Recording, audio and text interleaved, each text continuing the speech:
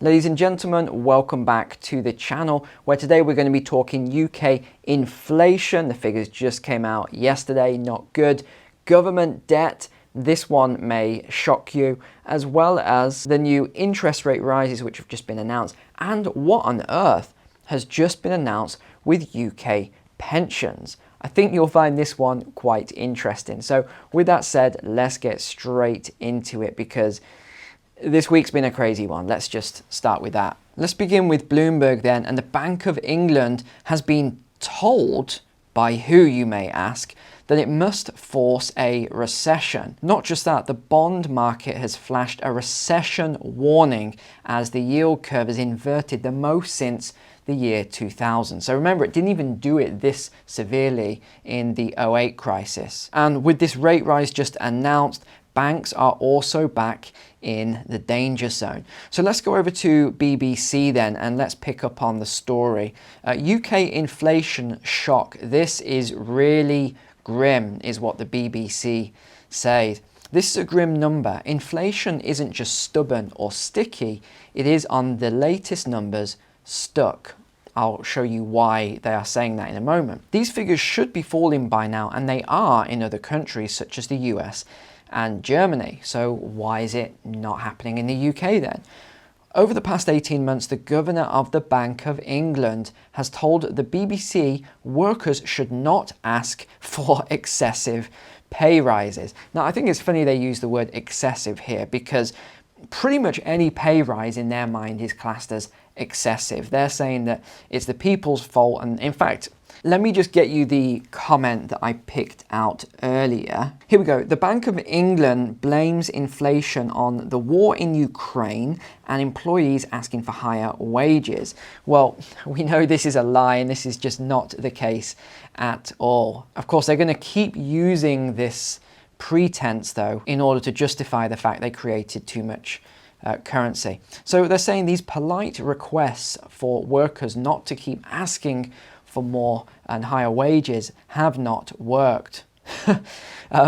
Karen Ward, no relation to me, a respected city economist who serves on the Chancellor's Council of Advisors, that the Bank of England, okay, let's see what she's saying, has to create a recession partly to nip in the bud a spiral of wages going up and in turn pushing up prices and then pushing up wages again. So we asked initially, who is saying that the Bank of England must force a recession?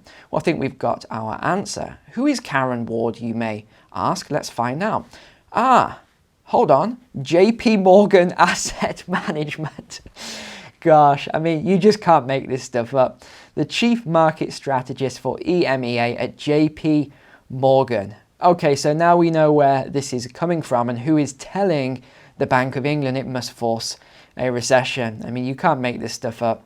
It's only when companies feel nervous about the future that they will think, well, maybe I won't put through that price rise. Or workers, bear in mind this is from this Karen Ward lady, when they're a little bit less confident about their job, think, oh, I won't push my boss for that higher pay. No, do push your boss for that higher pay, everybody. She said out loud what the Treasury cannot say out loud, but has implied in repeated interviews. People have to feel the pain for interest rate rises to work. Well, no, I mean, I really dislike the way they keep saying that the people have to pay. The people have already paid. That is what inflation is. It is a tax. Imagine that you've worked for, let's say that you're near retirement age, I don't know, let's say you're 70 years old, for example. You started work at 20, you've done 50 years worth of work. Well, think about this mathematically. In the last year alone, with a 10% inflation rate, that has wiped out 5 years worth of work for you. But actually it's a lot worse than that because it compounds. Because remember, the money you earned here 50 years ago is only worth this amount today when you add on inflation of all those years on top. So what they've done is very, very sinister. Inflation, the expansion of the monetary supply, is a tax. And that's what you've got to understand. So what they're talking about is now they've taxed everyone via inflation. And now they're saying you shouldn't push for your higher wages, and that now you have to feel the pain on top of this via the higher interest rates to work. The Chancellor again said he would support the Bank of England in its decisions, making clear his support for further rate rises. One other thing I want to mention here is I did some calculations for you earlier today, and this was around the rates that we've talked about so far. So we mentioned the 6% is the breaking point for the housing market in the UK. So they are mortgage rates, not the base rate. Remember, it's different. And we'll get onto the interest rate rises in a moment here.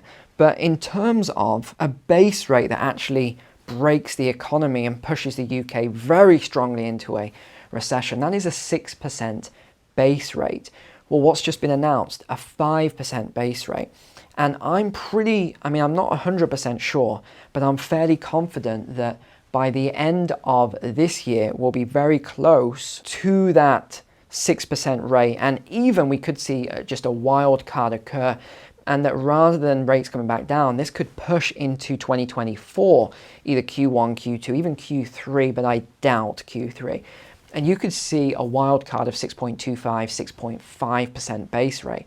At that sort of rate, bearing in mind there's a lag effect, there's a knock-on effect that goes way into the future by at least 12 months, this is going to drag out a recession that would have been bad, but it could potentially make it a lot worse. So this is what we're working with at the moment. What are they saying then are these major issues? Well, they're saying surging energy prices, and again, they're blaming it on the Ukraine war. They're not blaming it on self-sanctions that they enacted in order to cripple Russia's economy, but it didn't work. It's only crippled our own economies. They're also mentioning food prices. Again, they don't explain that, but that's as a result, again, of sanctions and of the fertilizer prices and also the natural gas prices and everything else that was used to make the fertilizer. I mean, I could go on, but we'll leave it at that point. And then the worker shortages as well. So if you look at this cocktail of three problems, these are all self-inflicted that the government and the central bank did, but mainly these are government-induced problems. Of course, they never say that. Another key point then is the post-Brexit policies on workers. I guess we can say these are migratory workers. And if you recall those sort of videos I did at the time around the impacts of Brexit and things like that, one of the things that I said was, if you just cut off all of the workers from Eastern Europe and other places that are doing these jobs that British people simply don't want to do. And I think an example at that time was farm laborers and fruit pickers and packers and things like that. And I was talking about how that would just absolutely collapse and we'd see major issues. We'd probably see food rotting in the fields and such. And that is what did occur. We did actually see that happen. And then, of course, the second part to that was I talked about the truck drivers and how a lot of the HGV drivers were not British, and that when a lot of them went down over lockdowns and things like that, they would just not come back. And of course we saw that. So we've seen all of these knock-on effects that could have been resolved if the government was more proactive as opposed to reactive. But of course that is governments everywhere for you. They always do two things. They react to problems and they try to create inlets for them to win the next election.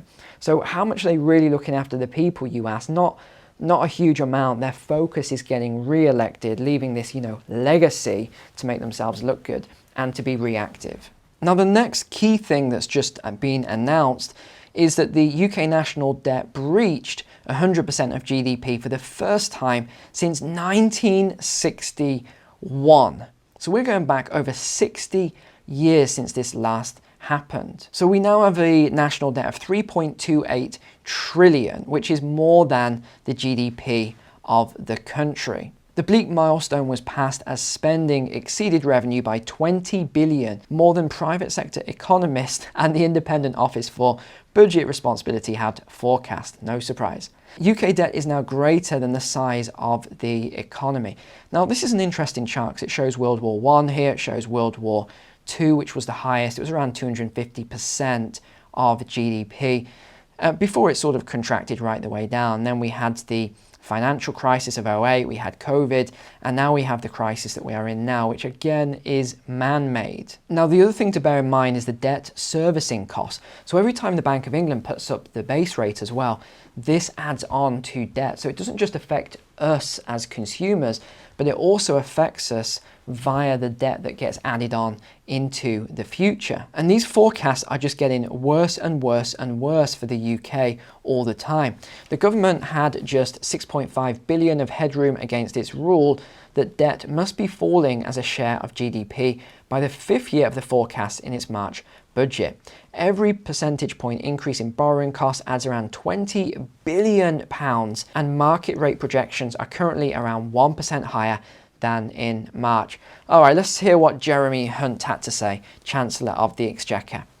It would be manifestly unfair to leave future generations with a tab they cannot repay.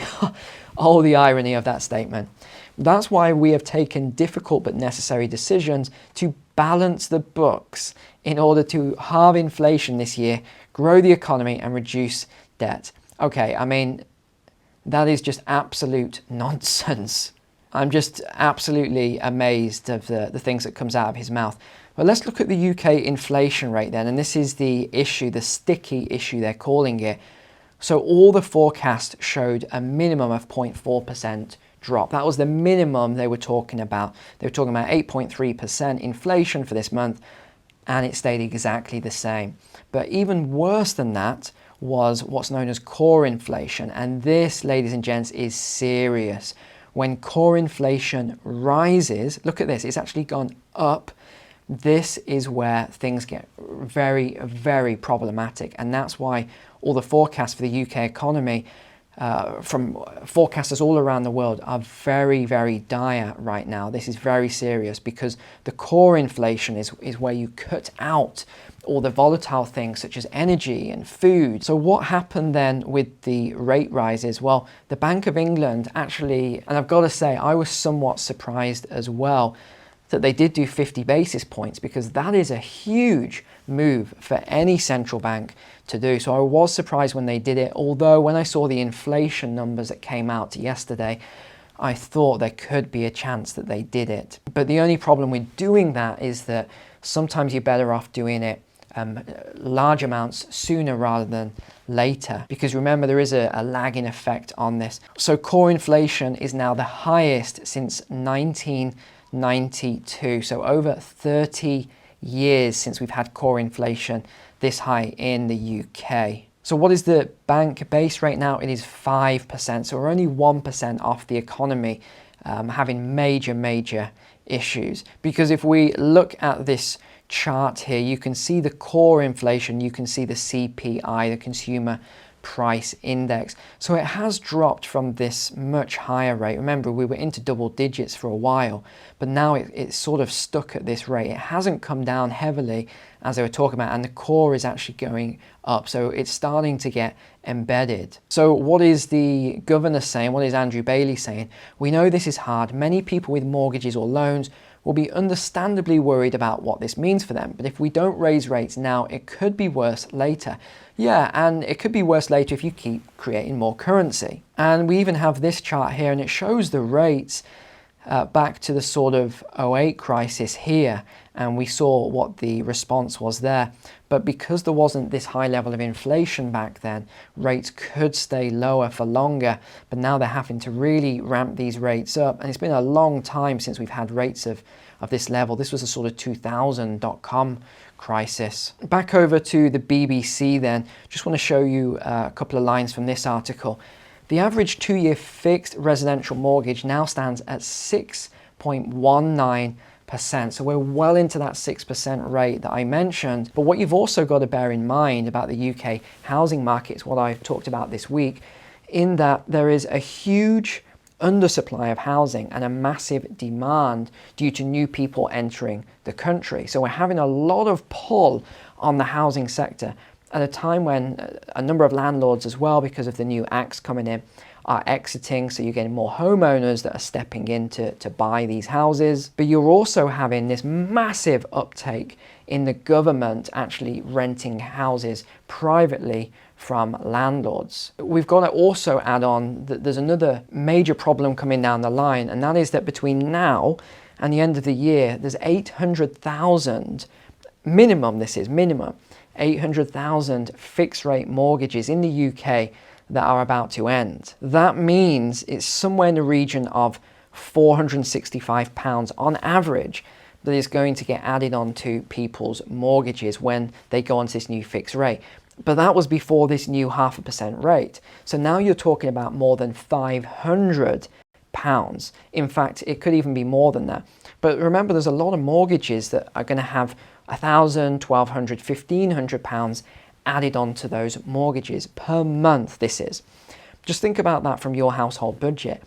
£1,000 or more added on per month to your mortgage payment. This is the severity of the situation right now. So this is why a lot of people keep asking me, Neil, give me a new forecast for the UK housing market. Are house prices going to just absolutely crash, or what's going to happen here? And the answer is it depends right now. I don't think anyone can forecast this with absolute certainty because we need to see where these rates are going. And also remember that the mortgage companies don't have to follow any sort of model around the base rate. So you could see more and more products being pulled, you could see money going elsewhere, you could see rates going up on mortgages higher than what you would expect otherwise.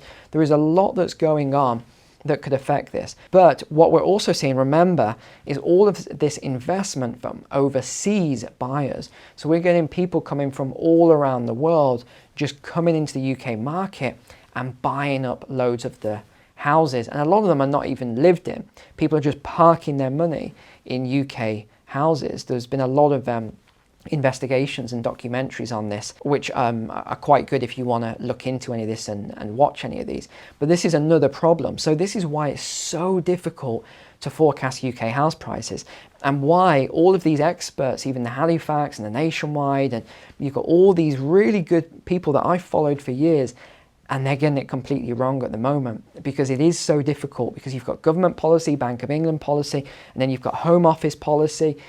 You've got a lot of things going on without me going any further on that. Now, finally then, I just wanted to mention this article that just broke.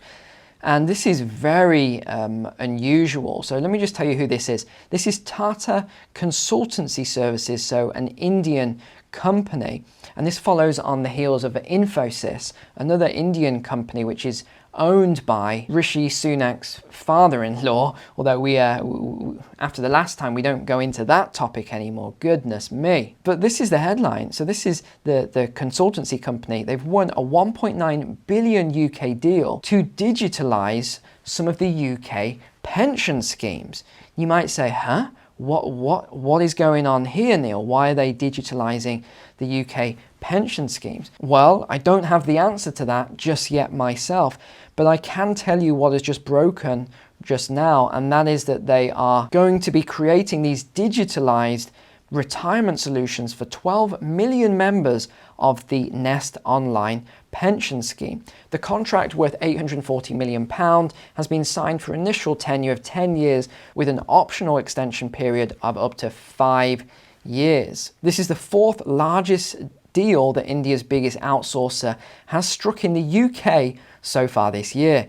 It follows the Marks & Spencer deal, Phoenix Group, and the contract for Key One, the teachers' pension scheme in England and Wales earlier this month. Now, I can't tell you exactly what is going on there, but it does seem quite interesting. I'll have to look into this when I have the time. But one thing I'm noticing is whenever I see the word digitalisation, or to bring a digital identity into something, it does make me think of the integration with the CBDC that we know is coming. Because these things take time. You've got to bear in mind pension schemes and investments and everything else.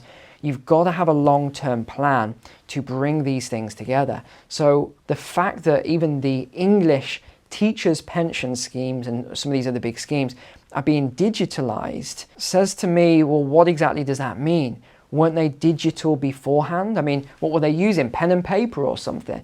Obviously they were digitalized, but what does it mean now when they say digitalized? Drop it in the comments below what you think this means. But I'm wondering if it's anything to do with this CBDC that's coming up, but I think only time will tell. That's all we have time for today, but I will see you tomorrow for the best video of the week, the weekly walk and talk. Until then, take care, God bless. I'll see you tomorrow.